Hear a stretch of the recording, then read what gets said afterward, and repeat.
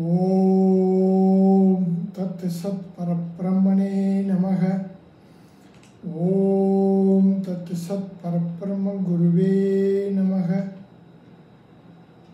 ஆனை முகன் ஆறுமுகன் நம்பிகை பொன்னம்பலவன் ஞான குருவாணியை உள்நாடு. உருவாய் அருவாய் உளதாய் இளதாய் மறுவாய் மலராய் மணியாய் ஒளியாய் கருவாய் உயிராய் கதியாய் விதியாய் குருவாய் வருவாய் அருள்வாய் குகனே. திருச்சிற்றம்பலம்.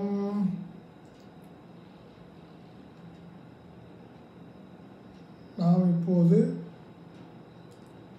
சசிவண்ண போதம் என்ற சாஸ்திரத்தை என்ற நூலை நம்ம சிரவணம் பண்ணிட்டு வர்றோம்.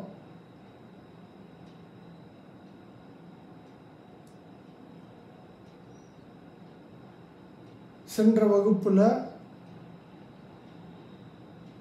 சசிவண்ண போதம் இயற்றியது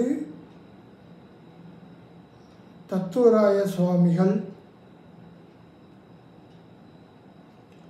அவருடைய சரித்திரத்தை நம்ம சுருக்கமாக பார்த்தோம். சென்ற வகுப்பில் தத்துவராய சுவாமியினுடைய சரித்திரத்தை நம்ம பார்த்தோம்.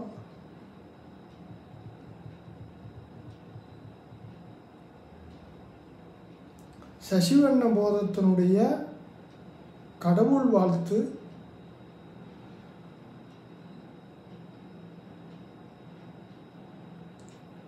மதி பரிதி எரி நீர் கால் வான் அவனி இயமானன் வடிவாய் எல்லா அதிபதியாய் அனைத்துமாய் அல்லாத அறிவுருவை அகத்துள் வைப்பாம். சொல்லால் தம் அதிவிறகால் தூயது தீயது எனும் மாக்கள் எல்லோருக்கும் அதுவாய் இறையிருக்கும்படியே யாயிருக்க என்றே. அப்படின்னு 2 கடவுள் வாழ்த்து செய்யுள் நமக்கு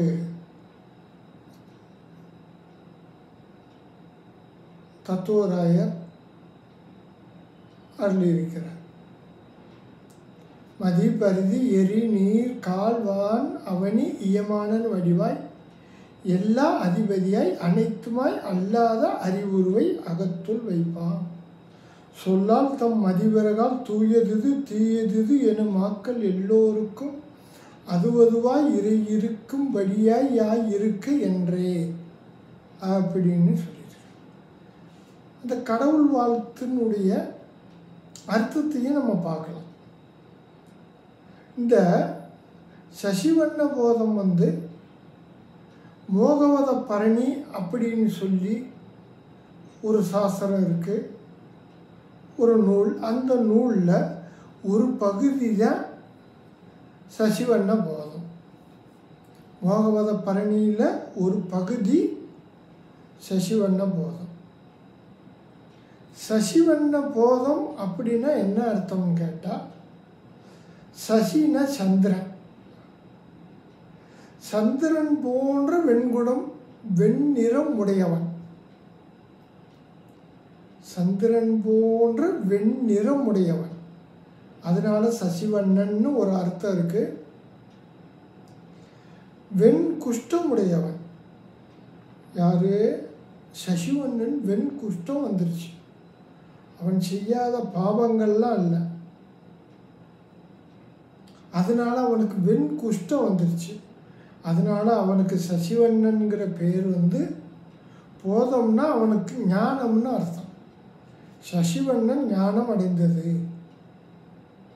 இந்த பாவியலோ தத்துவ ஞானத்தை அடைந்து மோட்சத்தையும் அடைந்தான், பெரிய மகானாவும் ஆகிவிட்டான்.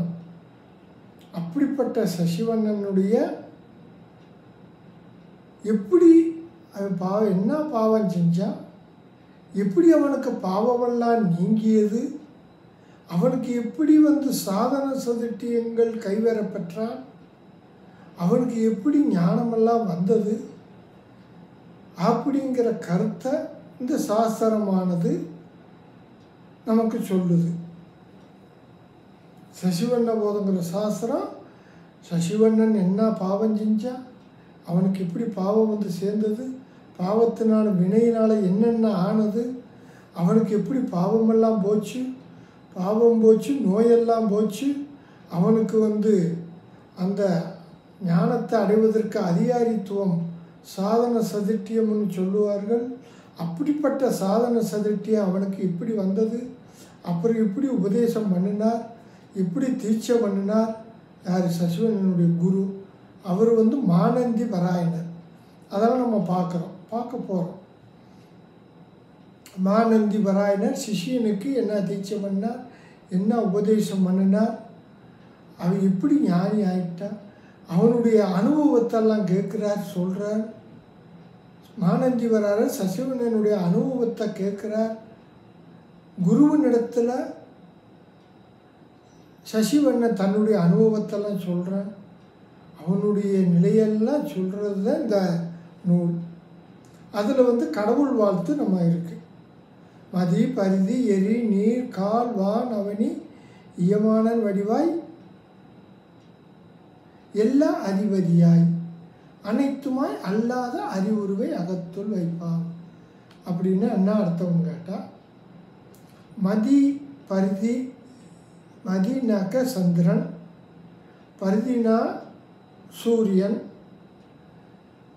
எரினா அக்னி, நீர்னா நீர், கால்னா காற்று, வான் அப்படின்னா ஆகாயம், அவனி அப்படின்னா மண், பிருத்திவி. இப்படி சசிவண்ணனுக்கு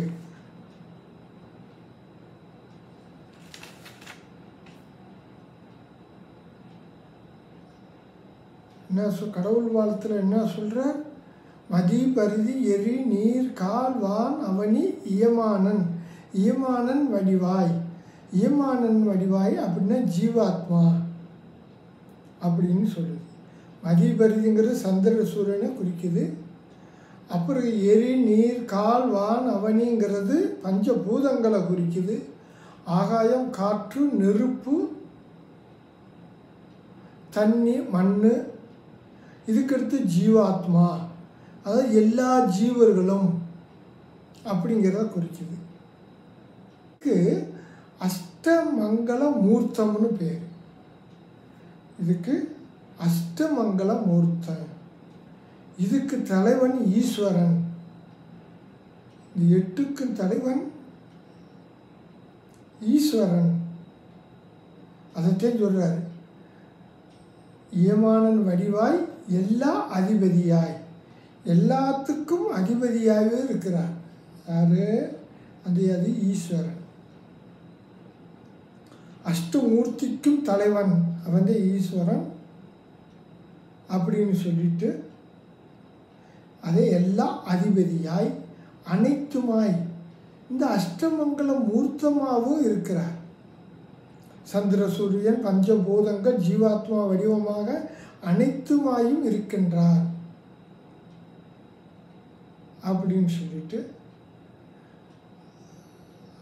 அனைத்துமாய் அல்லாத அறிவுருவை வாஸ்தவத்தில் இல்லை. இந்த அஷ்டமங்கல மூர்த்தமும் கிடையாது, வாஸ்தவத்தில் இல்லை.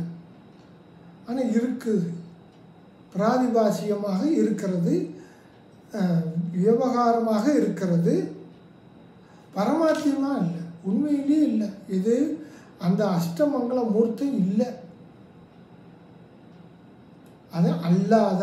அப்போ என்ன இருக்குது அப்படின்னுட்டா அறிவுருவை அறிவுருவாக இருக்கக்கூடிய, அதாவது அரிசிச்சு சொரூபமாக இருக்கக்கூடிய, சச்சிதானந்தமாக இருக்கக்கூடிய அந்த ஆத்மாவை, அந்த பிரம்மத்தை அகத்துள் வைப்பான். மனதில் வைத்து தியானிப்போமாக அப்படின்னு சொல்லிட்டார். இந்த பாட்டில் என்னன்னு கேட்டால், அந்த அஷ்டமங்கல மூர்த்தத்துக்கு தலைவன்னு சொல்லும்போது நமக்கு துவைதம் வருது. அதாவது ஈஸ்வரன் ஒருத்தர் இருக்கிற, மற்ற நம்ம இருக்கிறோம், ஜீவர்கள்லாம் இருக்கிறோம், துவைதம் இருக்குது. எல்லாவற்றுக்கும் தலைவன் ஒருத்தர் இருக்கும்போது ஈஸ்வரன், மற்ற நம்மெல்லாம் ஜீவாத்மாவை நம்மெல்லாம் இருக்கும்போது துவைதமாக இருக்கிறது. அனைத்துமாய் அப்படிங்கும்போது எல்லாமே நாராயணனுடைய சொரூபம், இறைவனுடைய சொரூபம் அப்படிங்கிறது விசிஷ்டாத்வைதத்தை குறிக்குது. துவைதமாகவும் விசிஷ்டாத்வைதமாகவும் வாஸ்தவத்தில் இவையெல்லாம் இல்லை. நாமரூபங்களாகி இவை அஷ்டமங்கல மூர்த்தங்களும் நாமரூபங்கள். இவையெல்லாம் வாஸ்தவத்தில் இல்லை, ஆனால் இருக்கிறது மாதிரி விவகாரத்துக்கு தெரியுது. அதனால் வாஸ்தவத்தில் இல்லாதவ இருக்கக்கூடிய, ஆனால் வாஸ்தவமாக இருக்கக்கூடிய பஞ்சபூதங்கள் சந்திர சூரியன் ஜீவாத்மா வாஸ்தவத்தில் இல்லை. ஆனால் என்ன வாஸ்தவத்தில் என்ன உண்மையிலே என்ன இருக்குது? அறிவுருவாக இருக்கக்கூடிய பரம்பொருள். அது எது? அதுதான் சித்து ஸ்வரூபம், அதுதான் சச்சிதானந்தமாகிய ஆத்மா, அதுதான் பிரம்மம். அப்படிப்பட்ட பிரம்மமாகிய என்னை தியானிக்கின்றேன். அகத்துள் வைப்பான், மனதில் வைத்து தியானிப்பான் அப்படின்னு சொல்கிறேன். இந்த இடத்துல அப்படி சொன்ன உடனே ரெண்டாவது பாட்டில் என்ன சொல்ற? சொல்லால் தம் அதிவிரகால் தூயது தீயது எனும் மாக்கள் எல்லோருக்கும் அதுவாய் இறை இருக்கும்படியே யாயிருக்க என்றே. சொல்லால் தம் அதிவிரகால் தூயது தீயது எனும் மாக்கள் எல்லோருக்கும் அதுவாய் இறை இருக்கும்படியே யாயிருக்க என்றே அப்படின்னு சொல்ற. அப்படி சொன்ன உடனே அதுக்கு என்ன அர்த்தம்னு கேட்டார். சொல்லால் அப்படின்னா இந்த இடத்துல சுருதி, ஸ்மிருதி, புராணம், தொல்லோர்கள்லாம் முன்னோர்கள், இவங்கள்லாம் சொல்லியிருக்காங்க.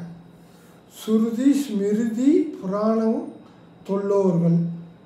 அதாவது சுருதினா வேதம், ஸ்மிருதினா வேதத்தை தழுவி செய்யப்பட்ட சாஸ்திரங்கள், புராணங்கள்,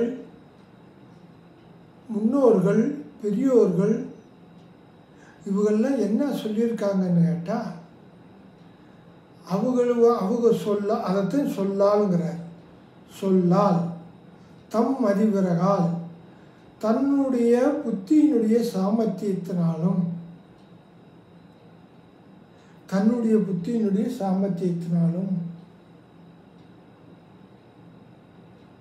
சொல்லால் தம் அதிவிரகால் இது தூயது.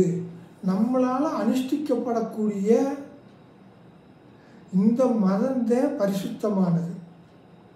நம்ம கடைப்பிடிக்கிறோம்ல, நம்ம அனுஷ்டானம் பண்ணுறோம்ல, அதுதான் பரிசுத்தமானது. நம்ம எப்படி கடைப்பிடிக்கிறோம்? அந்த சுருதி, ஸ்மிருதி, புராணம், முன்னோர்கள் இவங்கெல்லாம் சொல்லியிருக்காங்க. அதுக்கடுத்து நம்மளுடைய புத்தி வேறு இருக்குது. இது ரெண்டையும் சேர்த்து நம்ம ஒன்று கடைப்பிடிக்கிறோம், ஒரு கொள்கை வச்சுருக்கோம், அதை ஒரு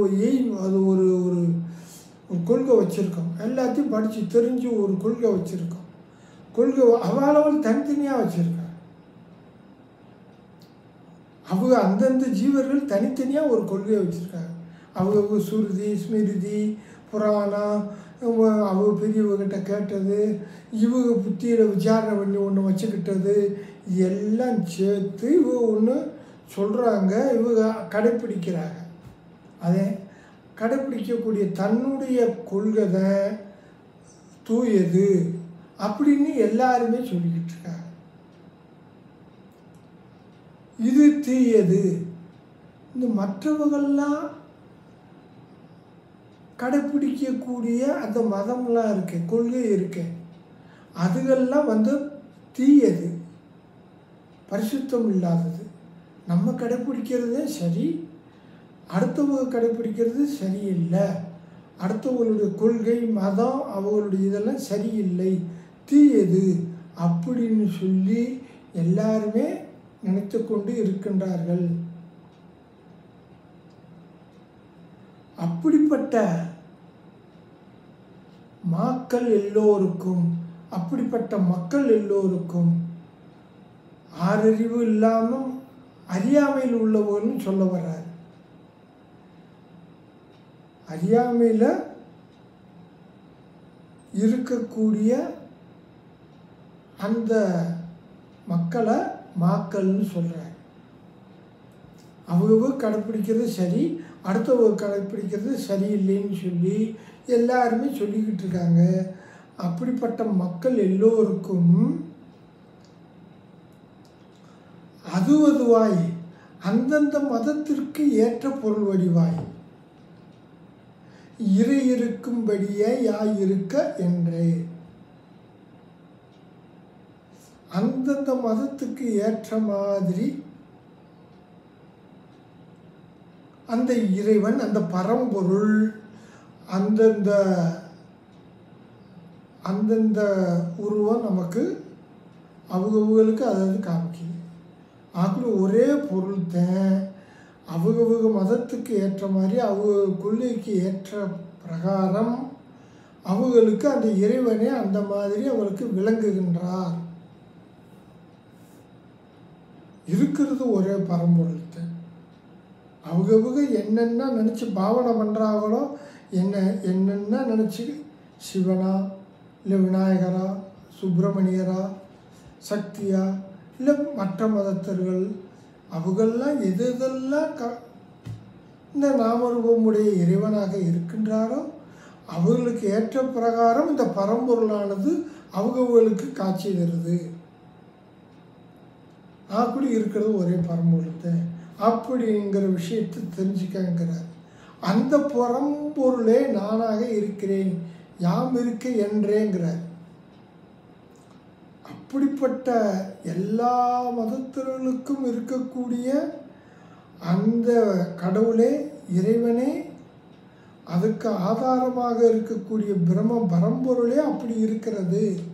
அப்படிப்பட்ட பரம்பொருளே, அந்த பிரம்மே நான் யானாக இருக்கின்றேன், தத்துவமசி அப்படின்னு சொல்லிட்டார். அந்த பரம்பொருளே யானாக இருக்கிறேன் அப்படின்னுங்கிறார். அப்படிப்பட்ட அந்த பிரம்மத்தை வணங்குகின்றேன், அகத்துள் வைக்கின்றேன் அப்படிங்கிறார். அதாவது எப்படி ஒரே பரம்பொருள் எல்லாவற்றிற்கு இறைவன் வேறு வேறையாக இருக்கின்றானே, எல்லாத்துக்கும் ஒரே பரம்பொருள் அப்படி எப்படி இருக்கிறாருங்கிறதுக்கு ஒரு சின்ன உதாரணம் சொல்கிறேன். ஒரு யானை இருக்குது. யானையை ஒவ்வொரு 4 குருடர்கள் பார்க்குறாங்க. அவங்க சொல்கிறதும் சரியாகத்தான் இருக்கு.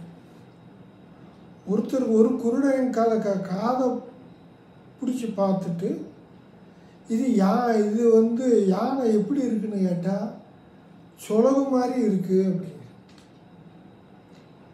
வகுத்தை பிடிச்சி பார்த்து ஒருத்தர் என்ன சொல்கிறான், இது பீப்பாய் மாதிரி இருக்குது அப்படின்னு.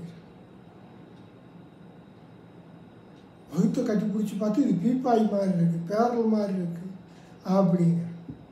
ஒருத்தன் காலை பிடிச்சி பார்த்து இது தூணு மாதிரி இருக்குது அப்படின்னு சொல்கிறேன். இப்போ ஒவ்வொருத்தவங்களும் சொல்கிறதும் சரிதான். ஆனால் இருக்கிறது யானை ஒன்று தான். யானைக்கு இத்தனை சொன்னாலும் அத்தனையும் பொருந்தும். அப்படி பொருந்தினாலும் இருக்கிறது ஒரே யானை தான். அதை போல தான் இறைவன் பலவாக தெரிஞ்சாலும் அதற்கு ஆதாரமாக இருக்கக்கூடிய அந்த பரம்பொருள் சிற்சுரூபமாக இருக்கிறது, அறிவுருவாக இருக்கிறது. அப்படிப்பட்ட அறிவுருவாக இருக்கக்கூடிய சிற்றரூபமாக இருக்கக்கூடிய அந்த பொருளை பரம்பொருளை நானாக இருக்கின்றேன், யாம் இருக்க என்றே அப்படின்ட்டார். அப்படிப்பட்ட பொருளாக நான் இருக்கிறேன்னு அனன்ய பக்தியாக நினைத்துக்கொள் அப்படின்ட்டார். அதாவது பொதுவாக தியானத்தை பற்றி ஒரு சின்ன பார்ப்போம். தியானம் 3 பிரிவாக சொல்லப்பட்டிருக்கு. தியானம் 3 பிரிவாக சொல்லப்பட்டிருக்கு. பிரதீக தியானம், தியே அனுச்சாரம், அகங்கிரக தியானம். பிரதீகம், தியே அனுச்சாரம், அகங்கிரகம் அப்படின்னு 3. பிரதீக தியானம் அப்படின்னா என்னன்னு கேட்டால், ஒன்றை மற்றொன்றாக தியானிப்பது, அதுக்கு பிரதீக தியானம்னு பேர். அதாவது சாலிக்கிராமத்தின் கண் விசுவினை தியானம் அப்படின்னு ஒரு உதாரணம்.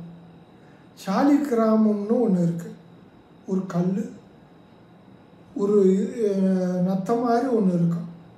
அது நேபாளத்தில் ஆற்றங்கரையில் கிடைக்கிது. அந்த கல் அதை எடுத்து வச்சுக்கிட்டோம்னா அதுக்கு சாலிக்கிராமம்னு பேர்.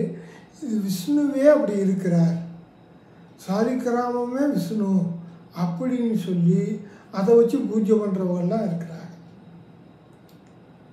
இதுக்கு பேர் பிரதீக தியானம்னு பேர். சாலிக்கிராமத்தவே விஷ்ணுவாக நினைத்து தியானம் பண்ணுறதுக்கு பிரதீக தியானம்னு பேர். தீய அனுச்சாரம்னு ஒன்று இருக்குது. சாஸ்திரத்தில் சொல்லபடி விஷ்ணுவை தியானம் பண்ணுறது. அதாவது வைகுண்டத்தில் விஷ்ணு இப்படிலாம் படுத்திருக்கிறார், ஆதிசேஷன் மேலே படுத்திருக்கிறார் அப்படிங்கிறதெல்லாம் நம்ம படத்துகளில் பார்க்குறோம். அப்படி தியானம் பண்ணுறது, அப்படிப்பட்ட இறைவனை அப்படி தியானம் பண்ணுறது சாஸ்திரத்தில் சொல்லியிருக்கு. அந்த வடிவமாக நம்ம கோயிலெல்லாம் பார்க்குறோம். அப்படிப்பட்ட இறைவனை அப்படிப்பட்ட உருவத்தோடு தியானம் பண்ணுறதுக்கு பேர் தான் விஷ்ணுனுடைய தியானம். விஷ்ணுனுடைய தியானம், அதுக்கு தியா அனுச்சாரம்.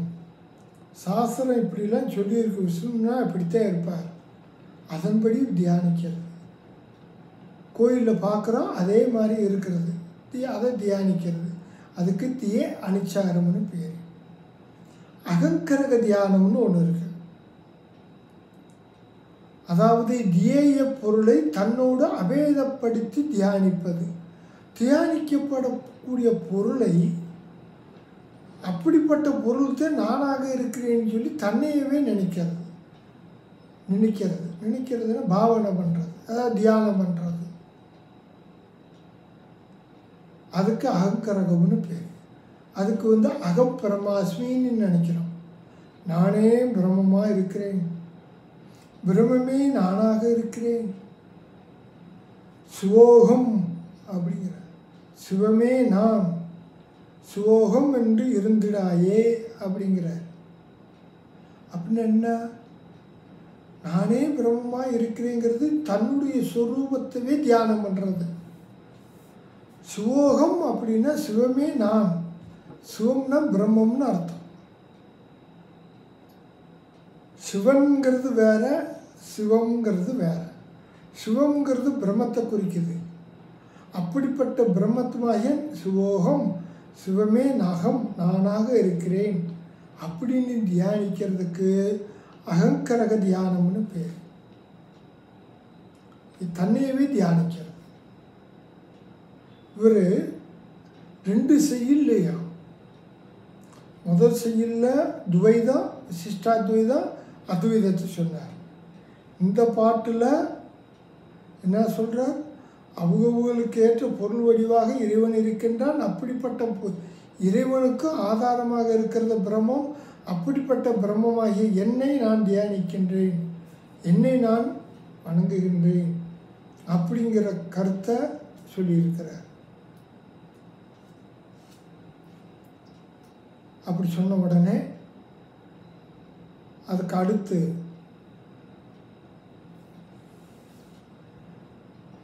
மோகவத பரணிங்கிற சாஸ்திரத்தில் தான் பேய்கள்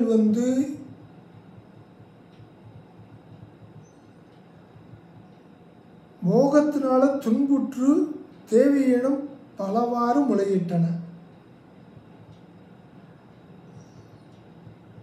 அதாவது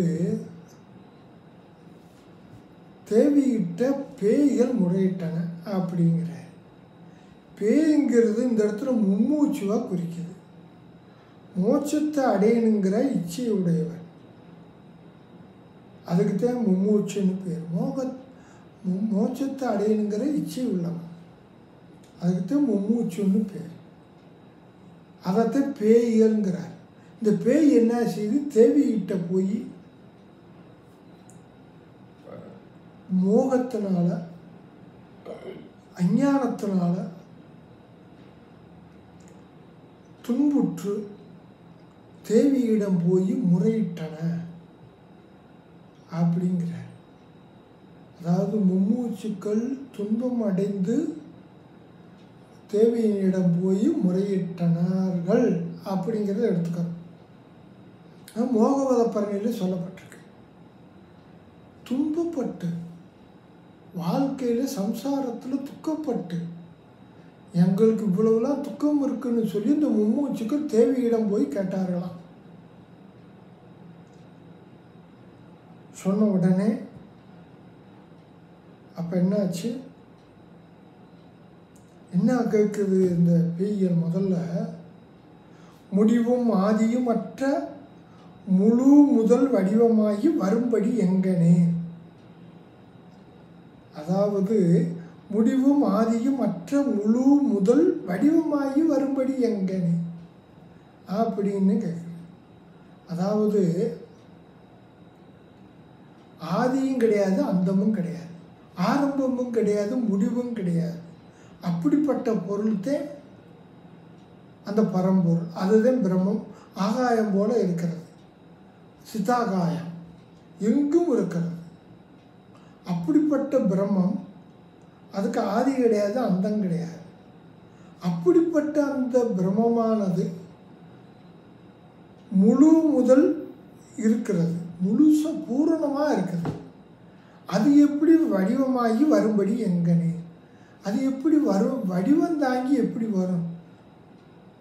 பூரணமாக இருக்கக்கூடிய அந்த பரம்பொருளானது ஒரு வடிவம் தாங்கி எப்படி வரும் அப்படின்னு அந்த மும்மூச்சுகளுக்கு சந்தேகம்.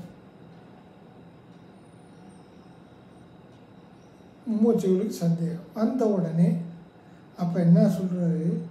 சொல்லுகோலமோ சொல்லுகோலம் சுருதி விருத்தமோ அல்லவோ என அன்னை அருளுமே. அதாவது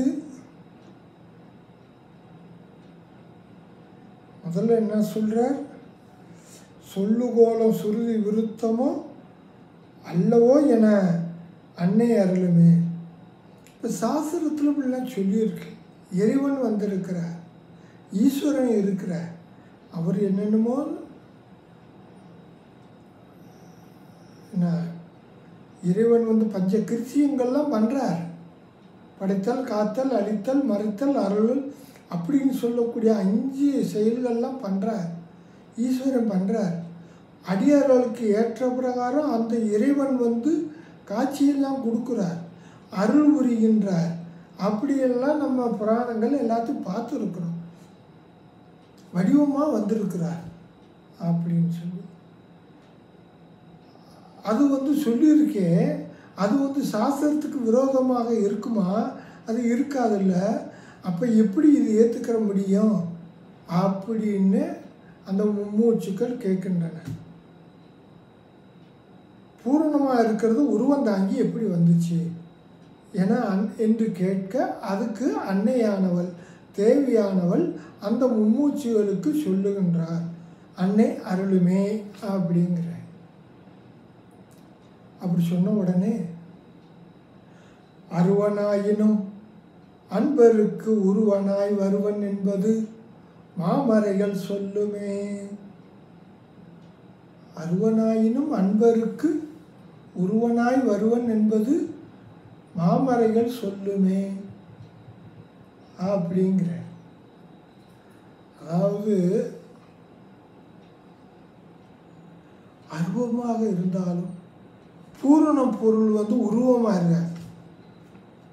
கண்டப்பட்ட பொருளுக்கு தான் உருவம் இருக்கும்.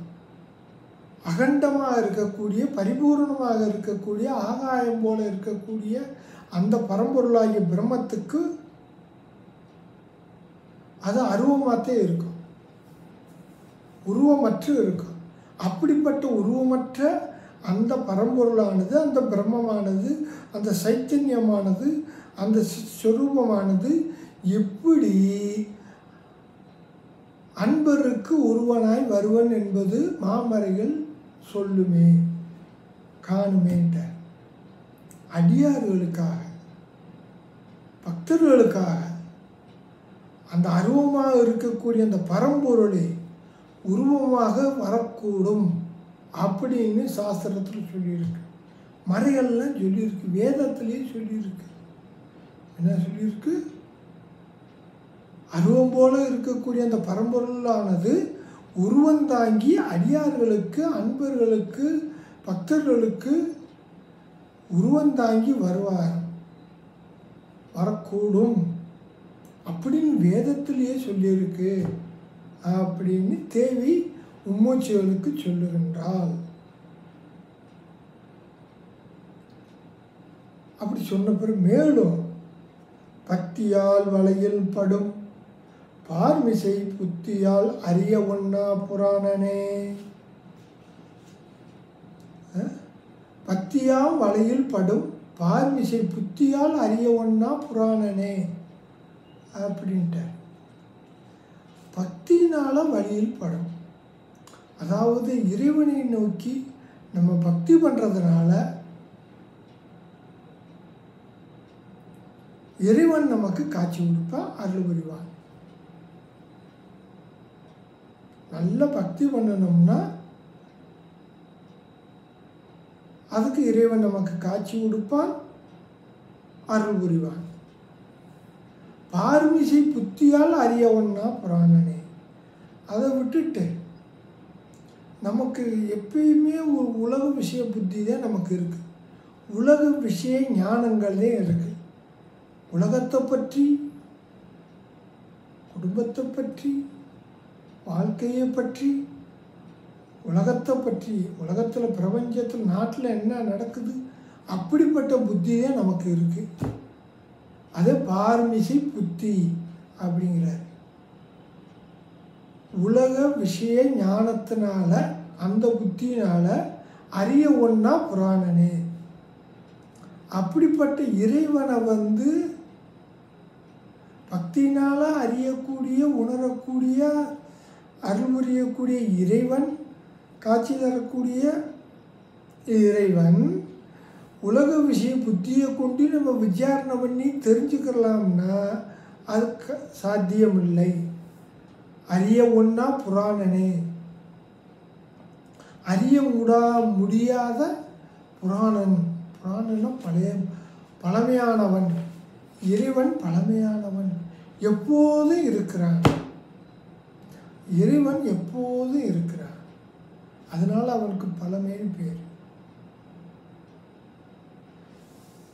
அப்படிப்பட்ட புராணன் உலக விஷய புத்தியினால் அறியப்பட முடியாதவன், பக்தியினால் அறியக்கூடியவன், உணரக்கூடியவன், அவனுடைய அருளை பெறக்கூடியவன். அப்படிப்பட்டவன் இறைவன் அப்படின்னு சொல்லிட்டார். ஏன்னு கேட்டால் அருவமாக இருக்கிறது உருவமாக எப்படி வருங்கிறதுக்கு பதில் தேவி மும்மூச்சிகளுக்கு சொல்லியாச்சு. சொன்ன உடனே தேவி இப்படி கூற திருவருள் பாவியருக்கு இலதென்று பதைக்கவே. தேவி இப்படி சொன்ன உடனே அப்படிப்பட்ட எனக்கு பக்தி, எனக்கு அருள் எனக்கு ஒன்றும் இல்லையே. தேவி இப்படி சொன்ன உடனே திருவருள், அப்படிப்பட்ட அந்த பக்தியெல்லாம் எனக்கு இல்லை, சத்துவகுணம் எனக்கு இல்லை, எனக்கு மனசு நல்ல குணம் கிடையாது, எனக்கு தவம்லாம் இல்லை அந்த காரணத்தில். திருவுருள் பாவியருக்கு இலதென்று பதைக்கவே, பாவியாய எனக்கு இல்லையே அப்படின்னு சொல்லி இந்த மும்மூச்சு பதைக்கிறார்கள். திருவுருள் இருந்தால்தான் நமக்கு ஞானம் வரும், ஞானம் வந்தால்தான் மோட்சம் வரும். அப்படிப்பட்ட திருவுருள் இல்லைன்னா நமக்கு பிறந்துக்கிட்டே இருக்க வேண்டியது, பிறவி துன்பமாக இருக்குது. அதனால் அதை நினச்சி மும்மூச்சுக்கள் பதைக்கின்றன அப்படிங்கிற பாட்டு சொல்லியிருக்கார். தேவி இப்படி கூற திருவுருள் பாவியருக்கு இலதென்று பதைக்கவே, மும்மூச்சுக்கள் பதைக்கின்றார்களாம், பரிதவித்து போனார்களாம். எல்லாரும் மோட்சம் நிறையா பேர் அடைகிறாங்களே, அந்த மோட்சத்தை அடையிறதுக்கு எனக்கு தகுதி இல்லையே, நான் பாவியாவில் இருக்கின்றேன் அப்படின்னு சொல்லி மும்மூச்சுக்கள் பதைக்கின்றனர் அப்படின்னு சொல்லிட்டார். சொன்ன உடனே அது பிறகு நூல் ஆரம்பம். சசிவண்ண போதும் நூலை இனிமேல் ஆரம்பம். அழகை அச்சமர அகவாங்களும் உலகின் முத்தி பெறும் பரிச்சோதுவாம். அழகை அச்சமர அகவாங்களும் உலகின் முத்தி பெறும் பரிசோதுவாம் அப்படிங்கிறார். அழகைனாக்க பேய், மும்மூச்சுவாயி பேய். அச்சமர, அச்சமர அப்படின்னா ஜனன மரணம் பயம், பிறக்கிறது இறக்கிறது வாழ்கிறது, இது மூணுமே பயமாகத்தான் இருக்கு. மனுஷன் வாழ்கிறது எவ்வளவு துன்பத்தில் இருக்கிறோம். பிறக்கும் போதும் துக்கம், இறக்கும் போதும் துக்கம். ஒருத்தர் சொல்லுவாங்க, பிறக்கும் போதும் அழுகின்றான், இறக்கும் போதும் அழுகின்றான், இடையில விட்டானு, இருக்கும் போதும் அழுகின்றான் அப்படிங்கிறத விட்டானு. நல்லா விசாரணை பண்ணி பார்த்தா தெரியும், நமக்கு துக்கம்தான் கூடுதல். துக்கத்தை 2 பிரிவாக பிரிச்சிருக்காங்க, ஆதி வியாதி. ஆதினா மனத்துன்பம், அந்த கரணத்துக்கு துன்பம், சூக்கும சரீரத்துக்கான துன்பம், கவலை, பயம், அச்சம், இப்படியெல்லாம் நிறைய துக்கங்கள் இருக்கிறது. விருப்பு, வெறுப்பு, இவைகள்லாம் அந்த கரணத்துக்கான துக்கங்கள், சூக்கும சரீரத்தோடு சேர்ந்தது. தூளுதறி சரீரத்துக்கு, கண்ணில் தெரியுது இந்த சரீரத்துக்கு எத்தனையோ துன்பம் இருக்குது. இதுக்கு வியாதின்னு பேர், அதுக்கு ஆதின்னு பேர். இந்த ரெண்டுமே வாழ்ந்துக்கிட்டு இருக்கும்போதும் துக்கம். இதுக்கடுத்து அஞ்ஞானம்னு ஒரு துக்கம் இருக்குது. தன்னை யாருன்னு தெரியாமல் இருக்கிறதுலே பெரிய துக்கம். தன்னை யாருன்னு தெரியாமல் இருக்கிறது பெரிய துக்கம். பிறப்பு இறப்பு வாழ்ந்துக்கிட்டு இருக்கும்போதும் அஞ்ஞானத்தோடு இருக்கும்போதும் நமக்கு துக்கம்தான். அதனால தான் அச்சம் வந்துருச்சு, பயம் வந்துருச்சு. யாருக்கு? மும்மூச்சுக்களுக்கு. அழகை அச்சமர அகவான்களும், அகவானும் பாவிகளும் உலகத்தில் முத்தி அடைந்த ஒரு சரித்திரத்தை சொல்கிறேன்னு சொல்லியிருக்கார். அதனுடைய விரிவை அடுத்த வகுப்பில் நம்ம பார்க்கலாம். அடியேனையால் அருள்மேனி சாற்றி படி மீது வந்த பரணே, கொடியனே நின்னாதிமைப்பளவில் எங்கனே வீடளித்த கண்ணா கடை போக கார். திருச்சிற்றம்பலம்.